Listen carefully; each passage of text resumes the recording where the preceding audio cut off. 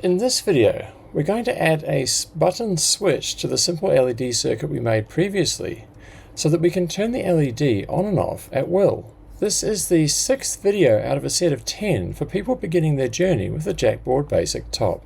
For this video, you're going to need the JackBord Basic, one JackBord Basic top, 7 female jumper wires, a USB-C cable, and a PC or a Chromebook. This is the circuit we're going to build, and it's much like the previous simple LED circuit, except in this one just take note of the pin numbers next to each of the parts. So this is button 1, pin 1, button 1, pin 2, and the 1K resistor, pin 1 and pin 2. And likewise we're going to use an LED, and it's going to be the red LED, and these are the ground pins. And this is the 3-volt pin. The button, by the way, is located on the JackBord Basic itself. Right, so this is the end result. And if I press the button, notice the LED turns on. So what we'll do now is we'll just take it all apart and we will build it.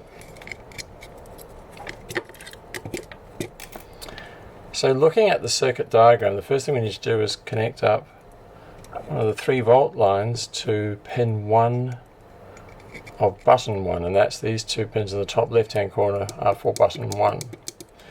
And the next thing we're going to do is go from pin 2 of button 1, which is that one there, to pin 1 of the 1K resistor. So we've got 3 volts going to the button and coming from the button going to the resistor. Then we get another jumper that goes from pin 2 of the first 1K resistor and into the red LEDs pin, which is the R. And then finally we need the ground pin on the LED to go to one of the ground pins on the basic top. So now we have a complete path through here, round, and into ground. But of course it's not actually a complete path because the button hasn't been pressed, so there's a break in it. So if I press the button, now the current can flow because the path around the circuit is complete. So essentially the current is going from here through the button down to here through the 1K resistor along through the LED, which is where we get the light, and then back to ground again. So this is our complete circuit. Use these 2 pictures to check your connection. So you should have a 3-volt yellow wire going up to button 1 pin 1, and then from button 1 pin 2 you go down to button 1, or sorry, pin 1 of the 1K resistor.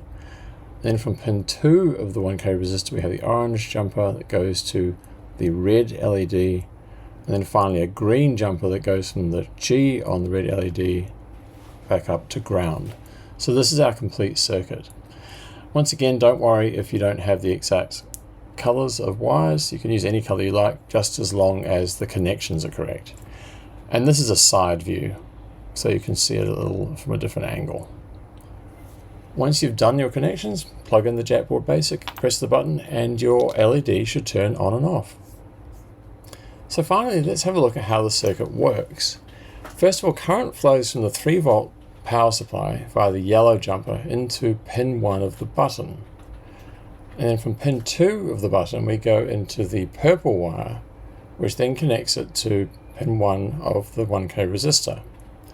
Then we have pin 2 of the 1K resistor is connected to the LED via the orange jumper, and that's how the LED gets its power. And then finally the green jumper connects the LED back to ground. So you have a complete circle. The button is effectively just like 2 pieces of wire. So when you don't press it, the 2 wires are not touching and no current flows and the LED doesn't light. But when you do press the button, you're effectively connecting 2 wires together, which completes the circuit and allows current to flow through the LED, which is why it lights up.